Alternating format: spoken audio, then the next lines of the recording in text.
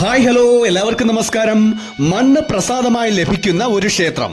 നാഗർകോവിലിന്റെ നഗരമധ്യത്ത് സ്വയംഭൂവായി നാഗരാജ പ്രതിഷ്ഠയുള്ള ഇന്ത്യയിലെ തന്നെ പ്രസിദ്ധമായ ഒരു നാഗരാജ ക്ഷേത്രം നാഗർകോവിൽ 2000-ലധികം വർഷം പഴക്കമുള്ളൊരു ക്ഷേത്രമാണ്. നാഗർകോവിൽ നാഞ്ചിനാട് എന്ന പേരിലും പഴയ തിരുവിതാംകൂറിന്റെ നെൽക്കലവറ എന്ന പേരിലും അറിയപ്പെട്ടിരുന്നു. ഈ ക്ഷേത്രത്തിന്റെ ഐതിഹ്യം എന്നത് ഒരു ബുദ്ധ സന്യാസി ദേശാടനത്തിനായി ഇറങ്ങുകയും യാത്രാമധ്യേ ഒരു വയൽ പ്രദേശം അദ്ദേഹം എത്തുകയും അവിടെ സ്വയംഭൂവായ ഒരു നാഗരാജ പ്രതിഷ്ഠ കാണുകയും ചെയ്തു. അദ്ദേഹം ആ പ്രതിഷ്ഠയ്ക്ക് മുകളിൽ ഒരു ഓലക്കൂരയുണ്ടാക്കി അവിടെ പൂജകൾ ചെയ്യുകയും ഉണ്ടായി. പിൽക്കാലത്ത് നാഗർകോവിൽ എന്ന സ്ഥലത്തിന് തന്നെ കാരണമായ പ്രസിദ്ധമായ നാഗർകോവിൽ നാഗരാജ ക്ഷേത്രം പിറവികൊണ്ടു. സ്വയംഭൂവായി വയലിൽ കണ്ട നാഗരാജ പ്രതിഷ്ഠയ്ക്കടിയിൽ ഇന്നും പറ്റാത്ത നീരുറവ കാണപ്പെടുന്നു. നാഗരാജാവിന്റെ ശിരസ് നാഗർകോവിലും ഉടലും വാലും മറ്റിടങ്ങളിലുമാണെന്നാണ് സങ്കല്പം. നാഗരാജ ക്ഷേത്രത്തിന്റെ ശ്രീകോവിലിൽ 3 പ്രധാന സന്നിധികളാണുള്ളത്. മധ്യഭാഗത്ത് ഓലക്കൂരയ്ക്ക് കീഴെ കുടികൊള്ളുന്ന 5 തലയുള്ള നാഗരാജ സന്നിധിയും വലതുഭാഗത്ത് അനന്തകൃഷ്ണനായ മഹാവിഷ്ണു സന്നിധിയും ഇടതുവശത്ത് കാശീനാഥനായ ശിവന്റെ സന്നിധിയുമാണുള്ളത്.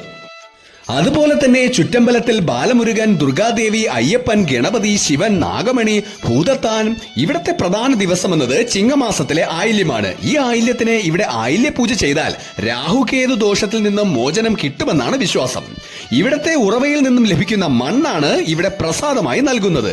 ഈ മണ്ണിന് വർഷത്തിൽ 2 പ്രാവശ്യം നിറം മാറുന്നു.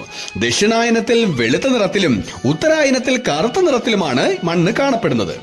പ്രസാദമായി ലഭിക്കുന്ന പുറ്റുമണ്ണ് നെറ്റിയിലിട്ടാൽ ചർമ്മസംബന്ധമായ രോഗങ്ങളിൽ നിന്ന് മോചനം കിട്ടുമെന്നാണ് വിശ്വാസം.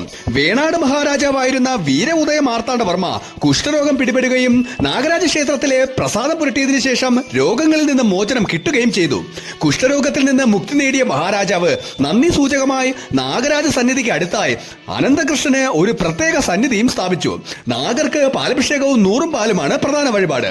വർഷങ്ങൾക്ക് മുൻപ് ത്വക്ക് രോഗ നിവാരണിയായിരുന്ന ഓടാവല്ലി എന്ന സസ്യം ശ്രീകോവിലിന് ചുറ്റും വളർന്നിരുന്നു.